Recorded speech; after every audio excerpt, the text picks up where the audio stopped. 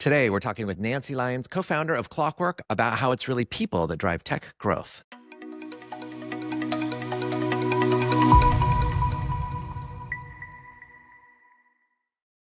Welcome to Season 2 of BeyondSaaS. I'm Jason Niedle, founder of Tethos. We're a growth agency, and we partner with tech companies to deliver growth solutions and sales. I did put together all the things that we've learned from those interviews. It's called the Hypergrowth Playbook, and you can grab that for free at tethos.com/podcast. It is actually useful, by the way. I'm really excited today to talk to you, Nancy. Nancy is the co-founder of Clockwork. On their website, it says, Clockwork builds enterprise websites, software platforms, and mobile applications that help businesses solve big, gnarly problems, and sometimes medium-sized ones.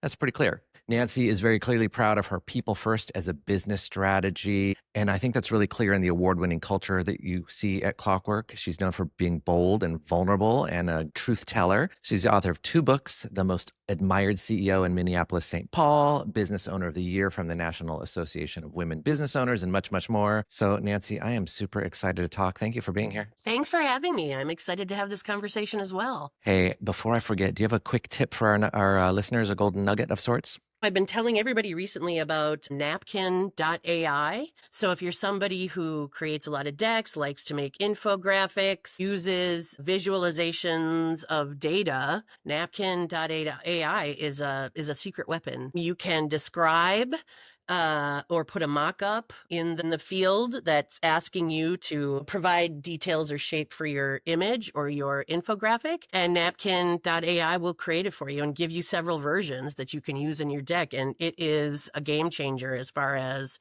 presentations are concerned. That's amazing. I think you and I could probably have hour-long discussions about how AI is going to change or is changing our industry right now. Yeah, I mean, AI is, so much fun and creating so much confusion that the change is coming from a variety of directions. Yeah, definitely. I have trouble finding women to get on this podcast and women in tech. Why do you think that is, and what needs to change? Well, I think it's hard to find women for these conversations and women in tech because it's still an issue. It's still something that we see, it's a tough nut to crack. It's still very white and male. The language is specific. There's a lot of rules that don't apply in this space. It's a social culture versus, a work sort of a traditional work culture problem. And I think that we have an expectation of fit and homogeny when we are adding to teams and organizations. We need to be more comfortable with people who think differently, divergently than we do, and challenge us, because that tension is where product improves and where organizations innovate. And I think until we get past the desire for my team to look and think like me, women and other marginalized folks are going to have a harder time finding their way into this space. I've heard several CEOs tell me that culture fit is the most important thing. How do we make sure that it's a culture fit, but that we're not in that same place where we're like, culture fit means looks like me? Like how do we kind of push through that? I think it starts with self-awareness. How do we conduct the interviews differently? How do we invite a fit that will also challenge us? And I actually think it requires sort of a different starting point. It requires us to dig in and really examine what is important to our culture, what will push growth in our organization and challenge thinking. So yeah, I think it requires self-awareness and self-examination and the ability to recognize biases and the ability to recognize your comfort zone and how it's becoming a barrier to progress. And I think it's a real people problem, right? Like there's a lot of technology that can solve a lot of problems at work right now, but this isn't one of them. And so maybe it's therapy, maybe it's executive coaching, maybe it's getting real about hiring strategy. Something you said in there is so critical in so many levels. You said it's our comfort zone is a barrier to progress. And for sure, that was true in my life. Like I wasn't growing and learning for many years. I was comfortable. This business is 22 years old, and many of those years it ran great. But I didn't grow it, right? Because I was comfortable, And then the growth is uncomfortable and the doing the new things is uncomfortable. But that's how we're growing finally, right? Jumping on and saying, I'm starting a podcast was uncomfortable, but that's how we're getting out there now. So I think that's true everywhere and absolutely true with culture and who you're bringing in as well. Yeah, I agree. And I actually think Is growth success? It's a big question. I think that capitalism is baked into our DNA at this point. And so we believe that in order to be successful, we have to get bigger and make more money. And my question is, if we take care of ourselves and each other in the context of this organization, and if we're doing right by the purpose of the organization, the mission, do we really have to get bigger to prove it? Or can we just deliver quality work? So at what point does your comfort zone as a founder actually define success? But how we add people to the mix is still a challenge. So I think there's different facets to the comfort zone conversation that are worth exploring. Yeah, and I like that. Well, tell me a little bit. It sounds like you've built a badass, cool company. Tell me about Clockwork. Clockwork is an experience design and technology consultancy. We're based in Minneapolis with clients all over the globe. And I co-founded it with partners in 2002, and we've grown it for 23 years. And we work largely on software and digital strategy for the enterprise. So our clients right now really exist in 4 verticals for the most part. It's insurance, manufacturing, healthcare, and financial services. And most of them are large clients, and we solve big complex problems for them, like building customer service tools and sales enablement tools for automotive dealerships, like reimagining retirement benefits platforms for insurance organizations, really helping healthcare to adopt strategies that make their work and their process more efficient, but also cut down on costs and increase efficiency for things like rounding doctors. So really fun challenges. And I recently decided to step away from the organization and pursue some other dreams that I have, primarily because, it's time for me. And I believe in the vision and the future of Clockwork, and also believe that new and fresh thinking is important. And so I'm very excited. I'll continue to sit on that board and continue to be an advisor, but I think it's time for new thinking to drive that vision, and I'm excited for it. So I want to explore Clockwork a little bit more, but now I'm intrigued. Do you want to talk about any of your new projects? Not yet. Tease us a little. Yeah, I want to help women and other marginalized folks build, grow, and sell their businesses. And I'm thinking through exactly what that looks like, but I'm very excited about it. To your earlier question, why aren't there more women in tech? That's a great question. And I think what I'd like to do is build bridges to not just answer that question, but solve the problem. I know I don't qualify in any of those categories, but I would love to help you and chat through that if there's anything in there, because that is a passion of mine, and it's fascinating and I think critical, because that's where so much of the good change can happen that hasn't been facilitated and hasn't been, moved along. Totally agree. And as a woman in business and a woman in tech, I certainly know how often I don't get the call. And so I want to really address the systems that make that true and see where we can make some change. So I'm excited. Cool. So at Clockwork, you're 1 year older than we are here, but sounds like you build a much bigger company. You're working in 4 fields that are traditionally pretty stubborn, I guess would be a good word, right? They have dozens of stakeholders, and there's politics, and there's resistance to change, and some of them are old school, like manufacturing in many ways, and healthcare is afraid of data leaks, and there's a million things. Like, how do you say, I'm going to boldly build you something new when 80% of that organization is kind of dragging their feet? We built a change enablement practice at Clockwork about 8 years ago, and that practice touches just about everything we do. And so we recognize we can't just implement new technology without really understanding the people plan. And if we're involved in driving the people plan, we are that much closer to success. So I think that is one way that we've approached these issues differently than maybe our counterparts or competition. We've really worked to make change leaner, more accessible, more understandable, to demonstrate the value of strategic change, and to make it part of the work that we do from the very first conversation. So I think that is one really critical way. I also think that we were very intentional about working with those particular industries, those verticals, because everybody's vying for the Facebooks, the Googles, the Expedias, the travel advisors, the Trip Advisors. Everybody wants the big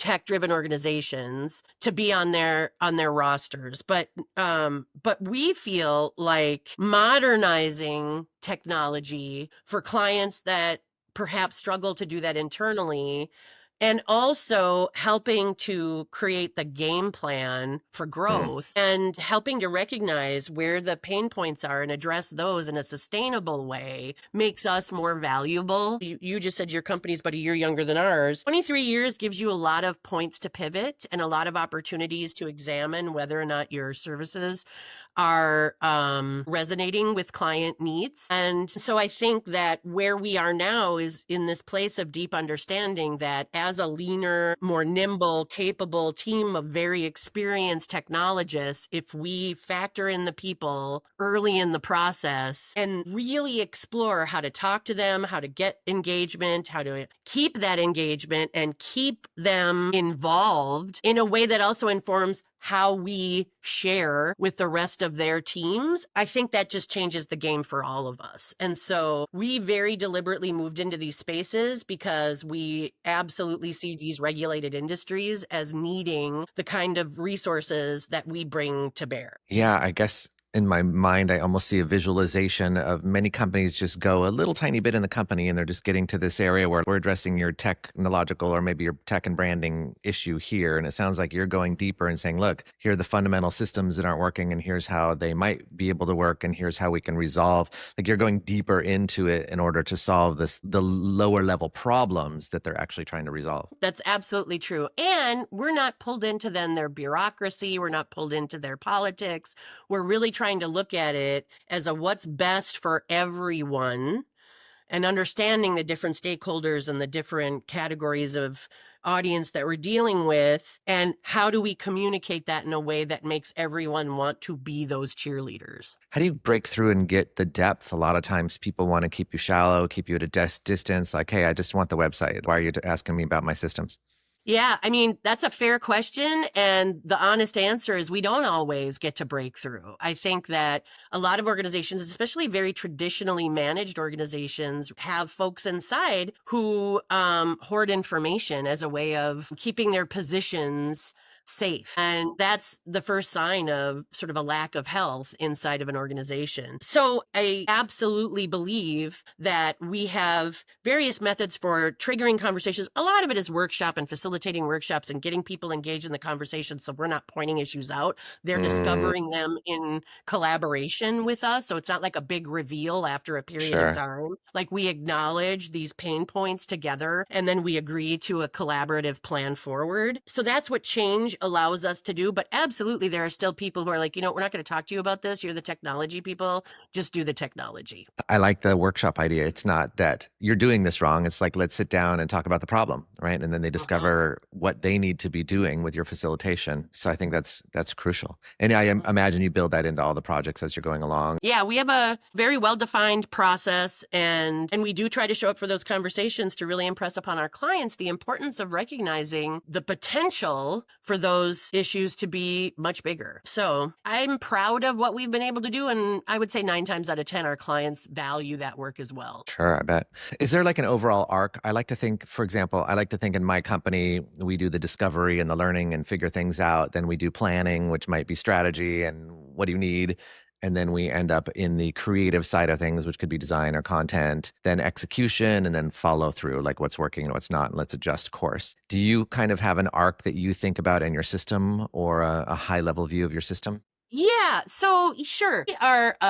We are an EOS company. So we went through the entrepreneurial operating system, which really makes you define a process. I'm of the mindset that processes are not static, they're ever evolving so that we can increase efficiency. So that's something that we look at all the time. But yeah, absolutely. We have a process that we share with our clients as we move into working with them. For the most part, we're a very agile organization and we work in the context of sprints. So even our change work comes in and is something we explore as part of this sort of holistic view of the work that we're being asked to move into. But yeah, I mean, we've always always had a process. In fact, my first book was about project management and process and how you think about it, but also the importance of thinking about it in the context of how people actually work and think and feel. Because you can have all the process you want, but people and their emotions and their inability to communicate well can really mess with that process. So I think, being well equipped to adjust and not rely on checklists is where a company like ours is really demonstrates strength. Yeah, 100%.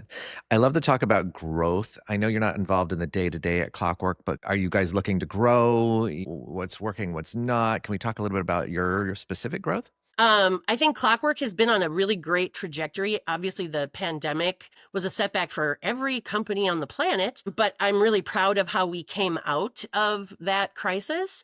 And 2023 proved to be our best year ever. And I think that when we talk about growth right now, we're more focused on obviously revenue growth, but we're more focused on increasing efficiency and reducing the amount of administrative pain that individuals on the staff feel, and really taking advantage of tools and platforms that are available to us to communicate better, to work more efficiently, to deliver in a more timely fashion, to reduce costs for our clients. So I would say that our growth thinking is really wrapped around, first of all, sustainable technology. We want to build solutions that last and be strategic partners for our clients instead of being maintenance and support partners. And we've been really managing to do that over the last 10 years in a really successful way. So I think really planning with our clients about their growth and their vision for the future and being installed in that in a meaningful way is important to us.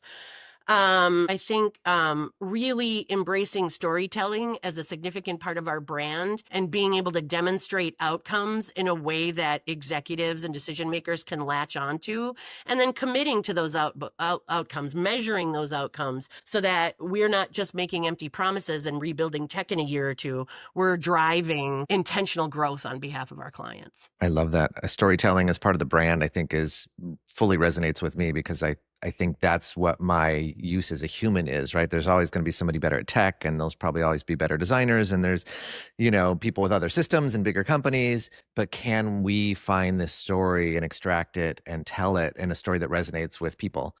And I think that's just so huge. So, what are you guys doing to grow? Obviously, referrals, I imagine, are great for you guys. Are you doing anything to facilitate those? I do a lot of public speaking, and the reason for that is to raise the profile and show up in the more human side of business in a very intentional way. We've shifted a lot of our sort of sales and marketing strategy to be much more in person, much more networking, less funnel and outreach, more high touch, relationship based. And the reason for that is because what's happening online is so fragmented. It's really hard to land on a strategy that works 100% of the time, or even yields results that are better than a couple of percentage points in the direction we're trying to move. So we've started facilitating more in-person events. We've started showing up at more conferences and really working to forge relationships with folks that are decision makers, but are dealing with problems that we're well versed at solving. And I think that's proven to be really effective. Minneapolis, a lot of people say, why do you live there? It's cold. Well, we live here because we have more Fortune 5s per capita than just about any market in the country. So we've got Target and Honeywell and FEM and General Mills and Medtronic and Boston Scientific. And I can't even name all of the Fortune 5s here, but there's a reason for business and industry to headquarter here. And it's each other for the most part. And so, there are a lot of opportunities to have those conversations with the decision makers that we're targeting. And then as a result of just keeping our promises with them, just recently we got a referral from Australia. So we know that in-person, high-touch relationship building works. And we also know that there is global benefit to keeping your promises and showing up to deliver with integrity. And we're standing by that. 100%. I like to look at constraints. What's holding you back internally? What could allow you to grow faster? Is there some constraint there that, if we dig deep? Yeah, I mean, for any business, there's so many constraints, right? I think a big one for us is A lack of willingness to invest in partners that are not a mirror of you. So, we work with large corporate clients and they see us as a smaller extension of their team and a strategic partner. And when it works so well. But when we are dealing with organizations that are used to working with the giant consulting firms and a much slower pace of evolution, the pace that we work could be difficult. Mm. And that, I think, is a constraint because it's a constraint from the moment of first interaction because we're not competing with our competitors. We're competing with the story of them or the comfort level with the brand. Because if you were going to compare us like apples to apples, if you put us in a room, we have generally more senior people, generally more scrappier, more curious, harder working, because I do think that those big corporate environments also create places for people to hide and be less curious and challenge themselves less. So I do think that sometimes it's the lack of understanding on the client side around what a reputable partner can be, that is a constraint to our growth. And then I think the rest of it is just humans on all sides of the equation. Where there are people, there are problems. And I think anybody that employs humans is constantly there.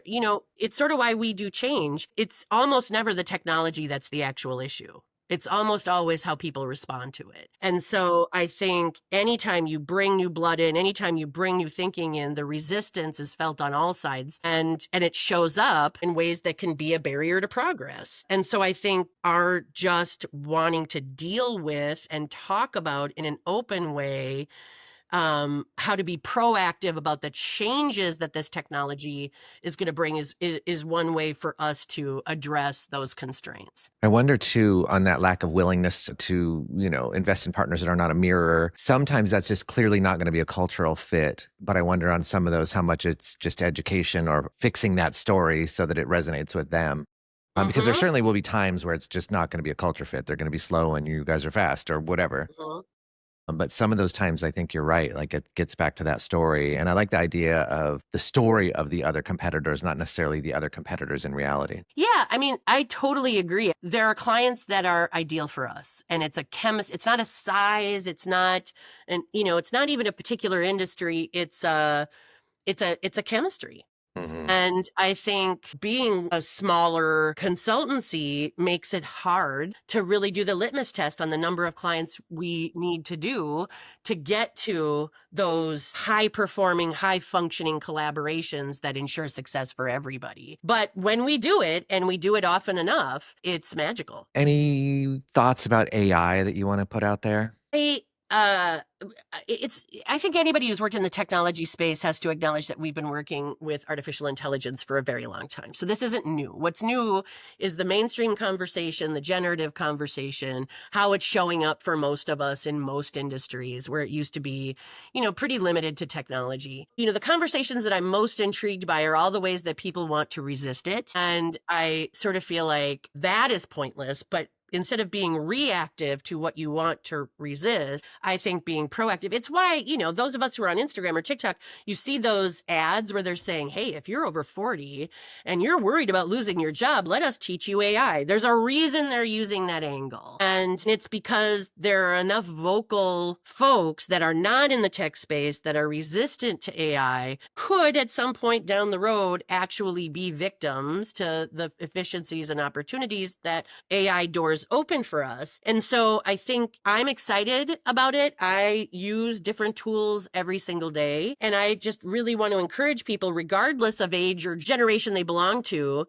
I just think it's a good idea for folks to make it part of their exploration, their career, their continuing education, their professional development, whether you do it formally. And listen, you're talking to somebody who has worked in internet technology for my entire career, and I am self-taught, and so are the majority of the people that that I have, been in the space with for this long. And I will say this, and we'll probably have people argue with me, but the most interesting engineers and strategists and designers that I've worked with are the self-taught ones because they're never done and they're always curious and they play when they're not working. And those are people that are really, really interesting to me. So I'm not of the belief that it can't be taught, that you can't learn new skills and show up differently in a space that you have depth of understanding in. So I guess if I'm going to talk about AI, it would just be go there. Go there, Go there. try it, find tools you can use, get some subscriptions, take some LinkedIn or Coursera classes, go to meetups, challenge yourself because it isn't going anywhere. And when you start to embrace it, you'll realize how it can enhance the work that you're doing, but also position you for additional success going forward. So the world feels really turbulent and chaotic in every which way right now, from technology to government. What trends do you see ahead that companies might be able to look at in terms of growing? My business in many ways, the design side of it, I think, is getting less and less. And it's like focusing on the problem solving is the key. What is my humanity in this business here? It's not necessarily making a logo or figuring out what colors it is. It's the solving the bigger problems. What trends do you see in looking ahead? I think, one of the trends that I'm seeing is what I just shared with you. I only have so much life left to live. Is this really what I want to do for the rest of my life? Do I want to stay in the technology trenches and try to convince folks to build new solutions to grow their businesses? And I think the answer to that question is no. I have a greater purpose that I am being called to explore. And that's something that I want to do. So I think we're going to see organizations shift and change pretty dramatically as people start to really examine whether or not they are in a space that they want to continue to invest in because everything is so hard. And if everything is so hard, where can I create less stress and remove more obstacles? So I do think there's going to be a shift in leadership and culture and at work thing, and more than what we've seen. I think more than what the pandemic ushered in.